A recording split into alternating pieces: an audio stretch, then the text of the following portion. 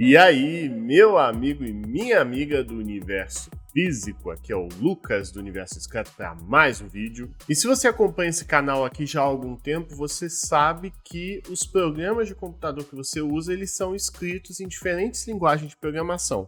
Caso de C++, Java, C#, Python, Go, que agora está ficando na moda também. E a ideia da linguagem de programação é você dizer passo a passo os comandos que o programa que você está escrevendo ele deve executar. E como você deve imaginar, linguagens de programação são grandes produtos de tecnologia que normalmente são criados em grandes centros europeus, dos Estados Unidos.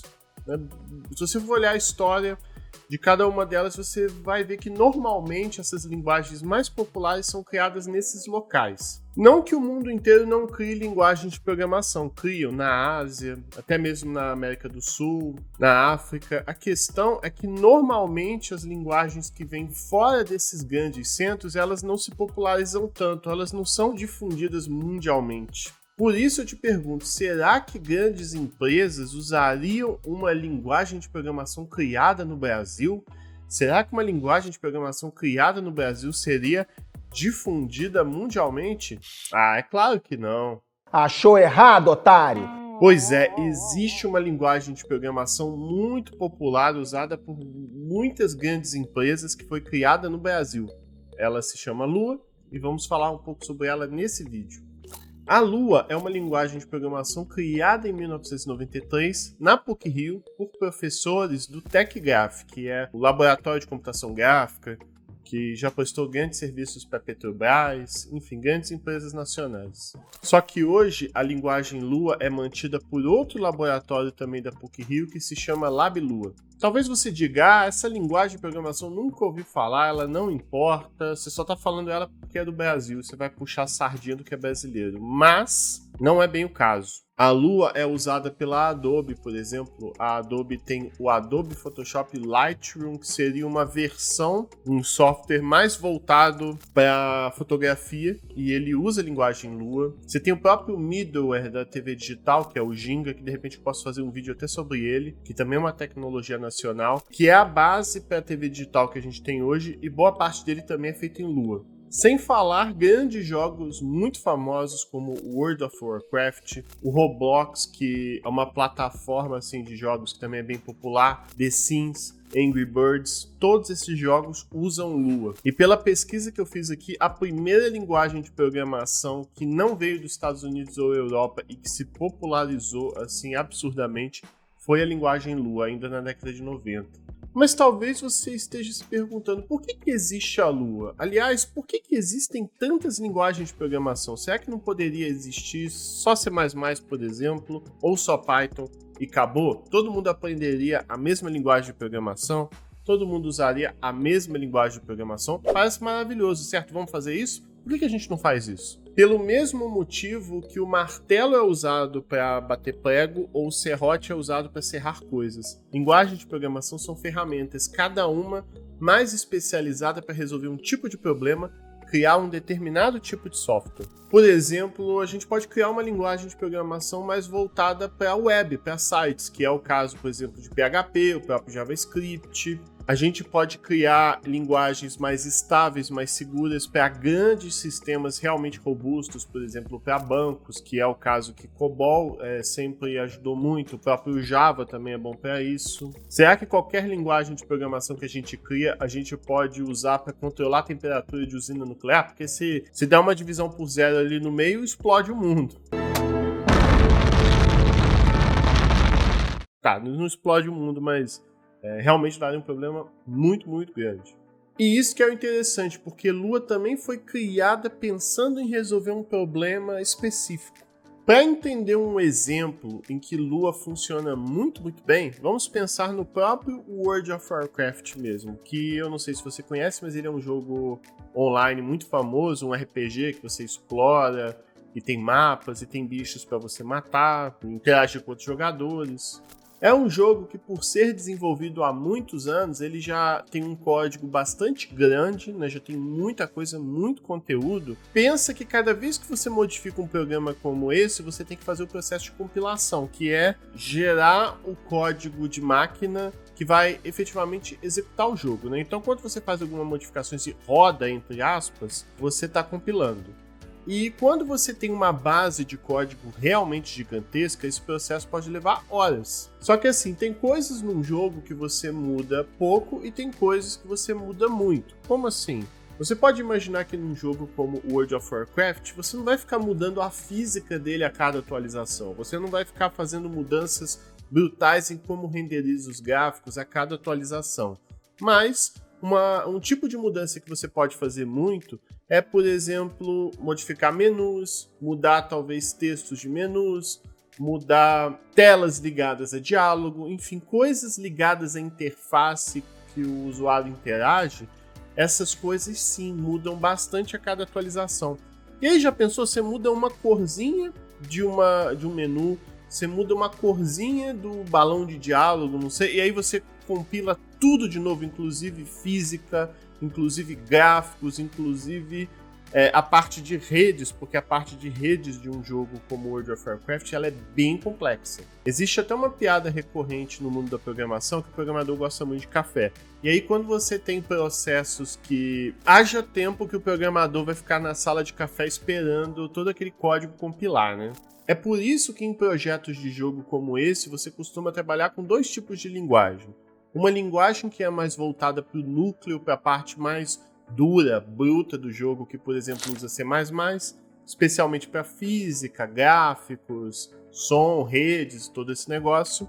E também existem as linguagens de scripting que servem para conectar essas componentes mais duras, igual eu falei antes, que por exemplo usam C++, e para partes mais flexíveis do jogo, por exemplo, partes envolvendo menus, partes envolvendo diálogo, coisas que vão mudar mais ao longo do jogo. E uma das linguagens de scripting para esses projetos de jogos, que é uma das mais usadas, pois é a linguagem desse vídeo aqui, a linguagem Lua. Assim sendo, a gente toma cuidado para toda essa parte do jogo que muda mais, que é bem flexível, por exemplo, envolvendo câmeras, envolvendo diálogo, envolvendo menu. A gente faz isso nessa linguagem separada, caso da Lua, que roda bastante rápido e a gente só roda ela sem precisar rodar todo aquele núcleo duro, bruto, que usa C++, que aí a gente aceita que ele pode demorar um pouco mais, né? Ele pode ser um pouco mais lento.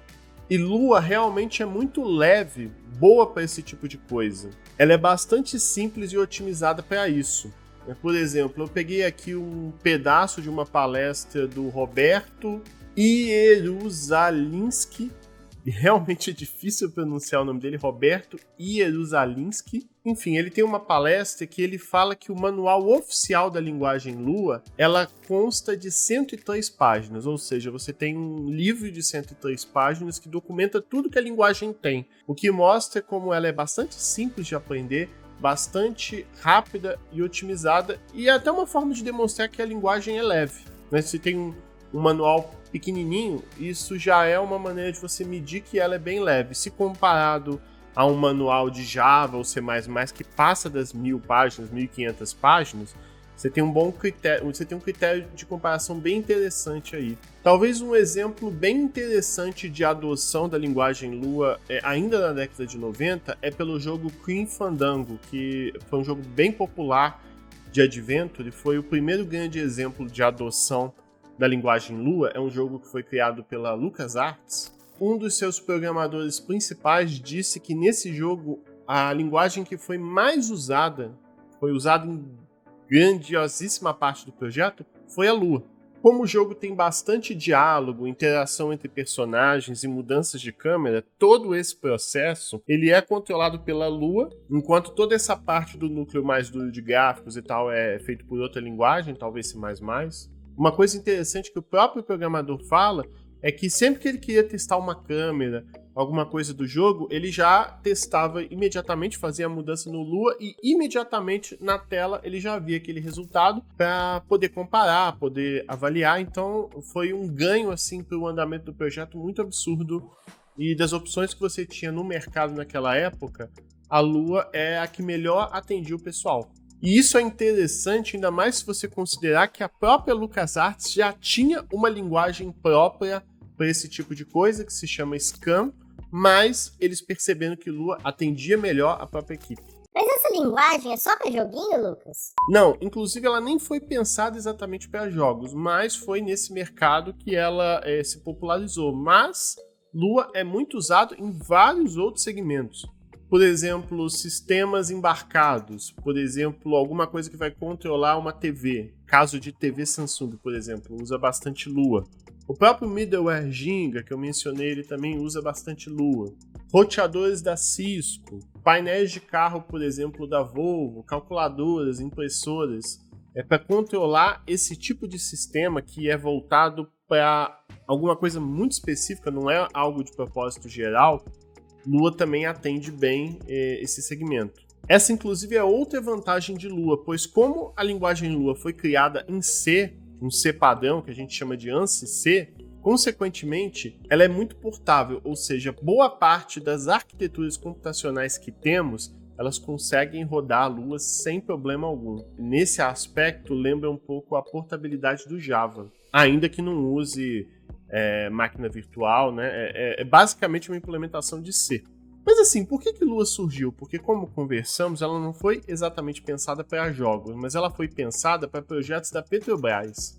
Pois como Lua foi pensada nessa questão de se integrar com outras linguagens de programação mais brutas, mais pesadas, isso já era algo que você tinha na Petrobras, por exemplo, para simulação de escavações, ou até mesmo softwares que vão guiar esse processo de escavações. Seria interessante ter uma outra linguagem que ajuda nessa parte. Por exemplo, eu não vou saber de muitos detalhes, pois eu não entendo muito de engenharia de petróleo, mas a gente pode pensar que num processo de escavação tem muitas variáveis que você precisa controlar ao mesmo tempo. Por exemplo, a temperatura de um determinado local, a escavação de determinado material. E aí entra a Lua para controlar esses processos, né, automatizar alguns desses processos aí para facilitar na situação real. E nisso vem uma questão interessante também, pois antes da Lua surgir, existia outra linguagem chamada Sol. Sol por conta de Simple Object Language. Mas era uma linguagem que tinha algumas questões um pouco diferentes. Era uma linguagem maior, mais pesada. E aí, à medida que esse projeto foi andando, eles perceberam que seria interessante criar uma linguagem que fosse mais simples do que a Sol. E o que é mais simples do que o Sol?